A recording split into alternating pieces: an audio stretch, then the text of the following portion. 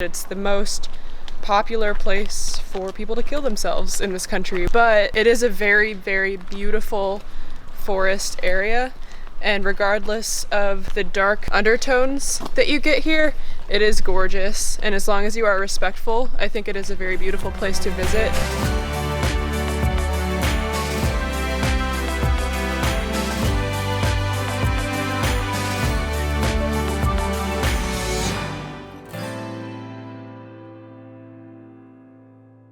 Ohio minasan. Good morning. Good morning. We just heard the morning announcement, which I think means it's time to get up. I'm not sure what else it could mean, and so, I mean, we were already up. We woke up early. Sarah made us this breakfast. Conventional. We're gonna eat and head out to... I don't even know what you're gonna say yet. We have two options. Chance has to choose. Yeah, I haven't decided if we're gonna go to ride roller coasters or Aokigahara, also known as Suicide Forest. Bring our breakfast and see where the day takes us. We decided that we're gonna try to do both. Always. Always. And we're gonna go to Kawaguchiko station, drop off our luggage, head out to Aokigahara, come back, and try to ride a roller coaster before the train back to Tokyo. Hopefully it doesn't rain.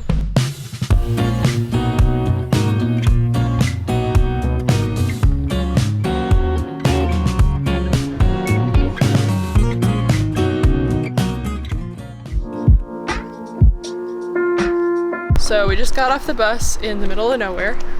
Aokigahara Forest is pretty difficult to get to no matter where you are in Japan because of its infamy, I guess. It's also known as a suicide forest, which literally means that it's the most popular place for people to kill themselves in this country, which is crazy and sad and dark. So they don't make it necessarily easy to get here, but it is a very, very beautiful forest area, and regardless of the dark undertones that you get here, it is gorgeous, and as long as you are respectful, I think it is a very beautiful place to visit and reflect on life. Yeah, it used to be a nature walking trail before it gained its infamy. People came here and started killing themselves, and then it became like an internet trend almost, where people would just post about it all the time, and it got really popular and went viral. Yeah. So they started having to post up signs telling people the value of life and to reconsider your choices before taking your own life. So with that in mind, you want to make sure you're respectful and you follow the signs, stay on the path. You don't want to end up off the path, and you definitely don't want to come here trying to capture something that you shouldn't be. Definitely don't end up like Logan Paul, because that's just a huge, disgusting sign of disrespect and basically makes you a garbage human. So yeah, we're here because it's pretty and we like kind of like haunted type spooky things. So we're here to admire the beauty of the forest. It's also known as the Sea of Trees because it is so dense that once you're inside of it, you really can't see like where you came from or even the sky. So it's really cool. Look at this neat mushroom. Looks like the sunrise on Mount Fuji.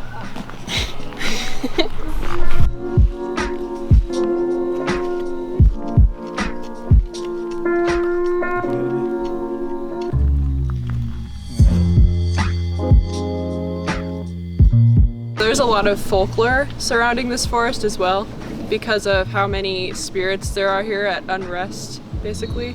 So there's a lot of documentation and videos about people coming here and then having all of their electronics just not work. Like they'll just like black screen or have like crazy like sound effects playing in the background, or like the lights would be flashing, like all kinds of weird stuff happening to people's footage of this forest that may or may not be doctored, but either way it's pretty creepy and cool. There's also stories of people coming here and having their compasses just go crazy and not be able to hold the correct directions on them due to like gravitational pull being all weird, because it's another well-known fact about like places with a lot of spirits is that gravitational pulls can be messed up. But one scientific theory as to why the electronics seem to get weird in this forest is due to the fact that the layer of this forest, the base of it, is from a long time ago an eruption of Mount Fuji, and then the volcanic ash and lava coming down here and creating all of the igneous rocks that make up the ground of this forest.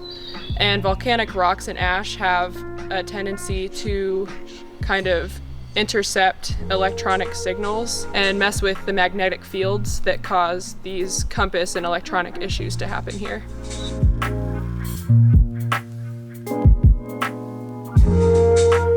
So I know this place is supposed to be really scary and creepy and edgy or whatever, but it's so beautiful and so tranquil and so calming to be here. Yeah, it feels kind of magic. Like especially like the first time we came here, it was just like from the street into the forest, it's just silent almost. And it's so dark in here. If the sun weren't so bright right now, then I can imagine it being really scary at night, but during the day it feels more like a fairy forest or something. It's really beautiful, honestly. Yeah. So one of the reasons why you'll see like different colors of tape on like posts or trees and stuff, one could be someone venturing off the trail and leaving reminders for themselves on where to go to get back. It's pretty easy to get lost here. And another thing would be if someone was planning to come here to kill themselves, so that way the authorities can find their body and someone else doesn't just stumble upon it and they can get cleaned up and out of the way. So I hope now you can see that Aokigahara Forest is more than just a place that people go to commit suicide. It is a beautiful nature hiking trail. There's lots of lakes and waterfalls, like very beautiful like forest trails in here. It's overall just a gorgeous place to spend a day. We could spend hours here. Easily. But now it's roller coaster time.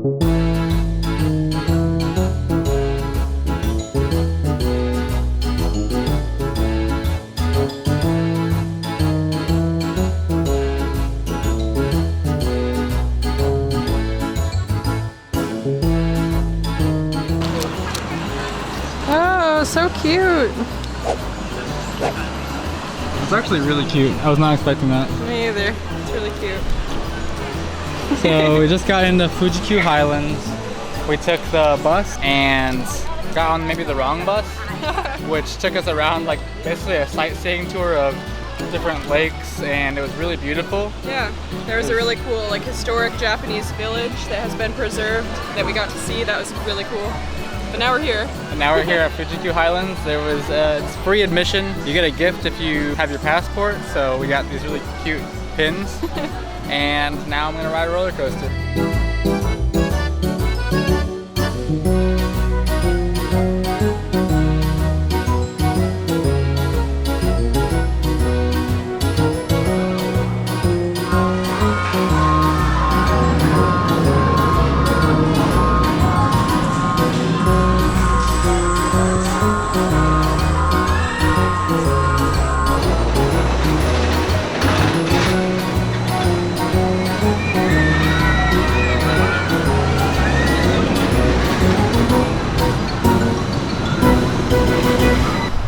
Rode a roller coaster and it was really scary. I wish we had time for more, but we gotta get back to Tokyo. I rode the Eijajanka. The scariest one. I don't know how to pronounce it. It's one where you're like dangling basically. And I got really lucky. I got in the outside last car, so I was getting flung around like out of my seat the whole time. The seats like spin like this on their own tracks. It has the most revolutions of a roller coaster in the world, whatever that means. Too much spinning. There's also a lot of really cool other rides. There's anime attractions like Evangelion World. There's a whole horror section for another anime. There's Naruto stuff right now, and amazing roller coasters that let you see Mount Fuji right behind it while you're going on the roller coaster. Definitely my favorite amusement park in Japan. There's almost no waiting either. Chance went on the most popular ride and it took maybe like 15 minutes. Yeah. And he was on it. And most of the roller coasters didn't even have lines. So that's really a big plus. way better than Disney World. Way better. Oh my goodness, I can't even imagine. Yeah, we just showed up spontaneously, walked in, rode a roller coaster, left. Like easy. Half an hour of our time. Now we're headed to Tokyo. We're getting some cheeseburgers. Cheeseburgers.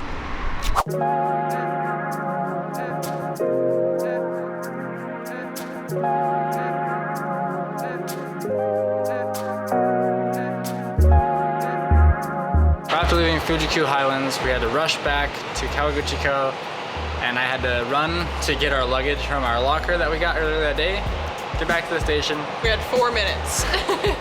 And get on the train. We went to go get on the train with 30 seconds remaining, and they were like, oh, it's actually a limited express, you need a ticket. And we were like, okay. And then they were like, please help. They were like, wait, just take the local train. And we were like, no, we need to go. The local train takes twice as long. And so then they told us that we could buy our tickets on the train.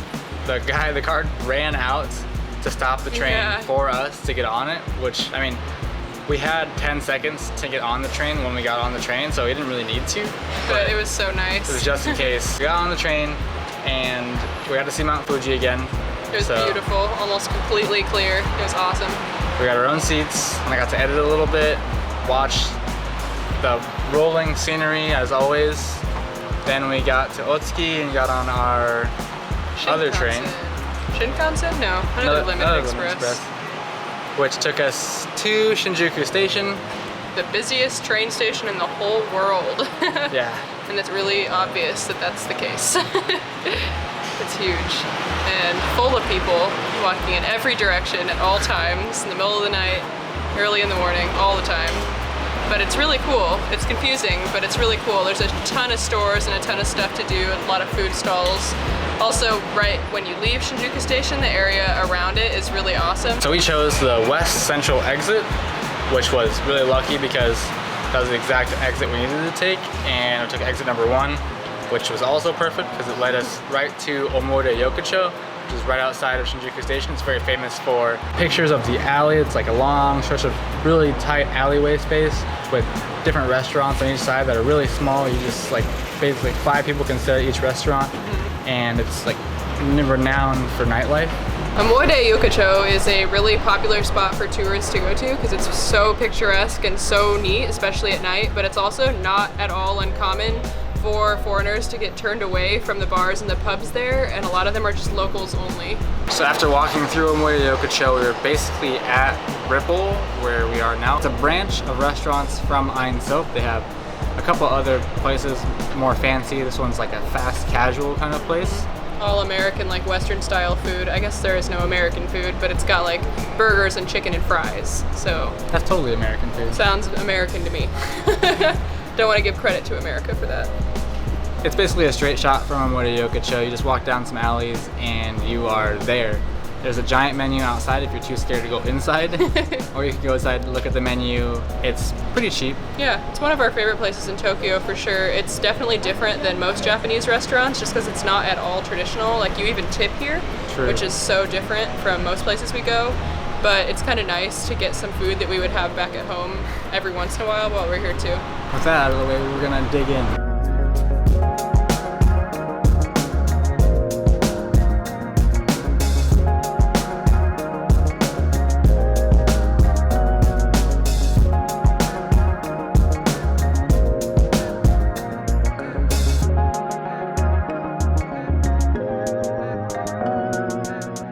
Ripple, good as always. So good. Always great. We love that place. We actually met a family, or yeah, I think family. Yeah, it was a family.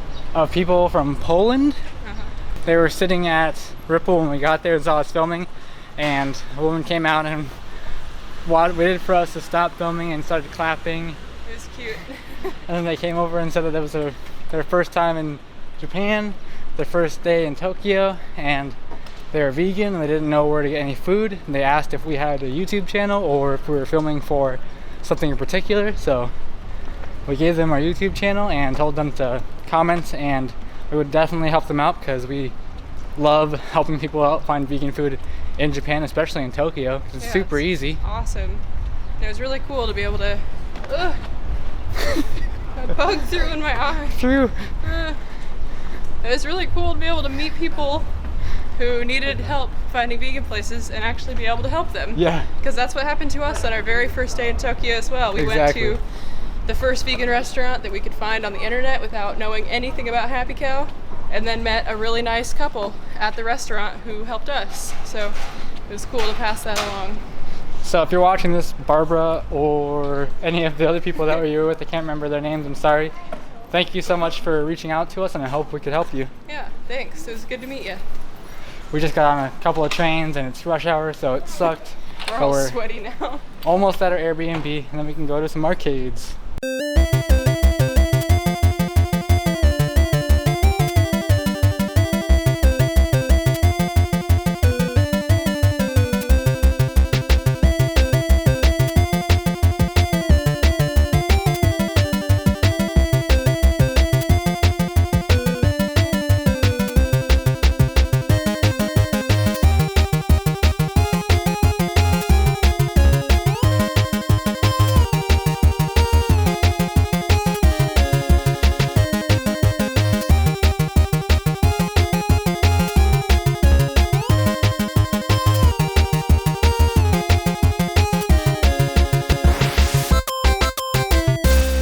So after dropping in on the arcade, playing a couple games, being defeated by the claw machine yet again, it's time to head back to the Airbnb, get some AC, and edit some videos. Make sure you like, comment, share, and subscribe, all of that good stuff, and we'll see you in the next vlog. Bye. Today is a really exciting day. There is the first ever plant-based expo in Tokyo today. Then we're gonna get some more food from Loving Hut, because it's the buffet again. It's Saturday. Can't not go.